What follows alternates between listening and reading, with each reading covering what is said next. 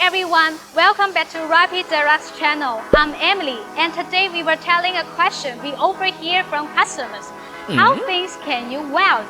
To answer it, you need to understand what welding techniques do we have, as different welding methods are suited for different materials, thickness, and project needs. So let's check now.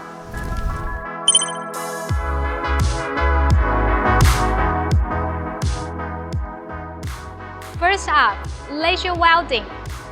Laser welding uses a high-energy laser beam to precisely melt and dry metals.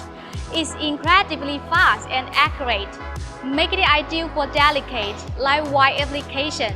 With these techniques, we can weld metals as thin as 0.3 mm. It's perfect for tight components and high tolerances. Next, TIG Welding. It uses a non-consumable tungsten electrode and inner gas to shield the weld from contamination. It's super clean, produces beautiful, high-quality welds, and is perfect for thin parts. With TIG welding, you can reliably weld stainless steel or aluminum down to 0.5 mm.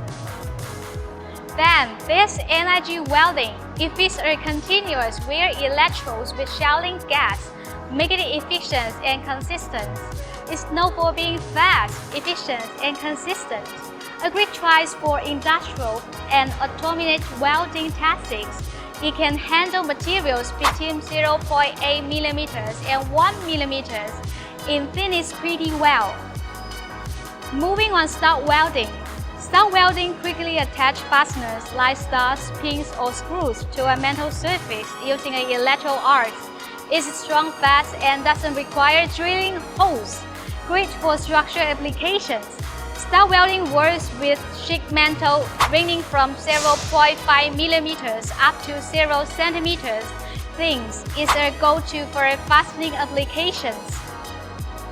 All of these methods, laser, TIG, MIG, and stud welding, falls under what's called fusion welding.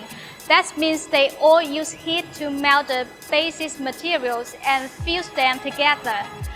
But there's also another category, resistant welding, which combines heat and pressures.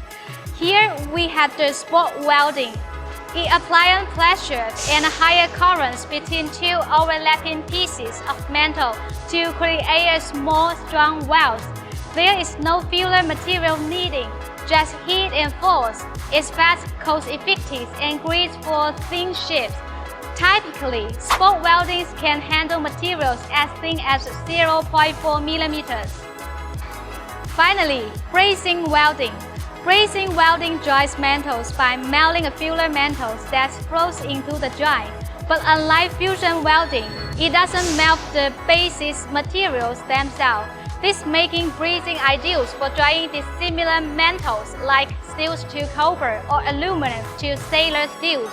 It causes loss, heat, stress, and distortion, and is perfect for thin, delicate parts down to 0.5 mm or even thinner, 0.1 mm in some cases.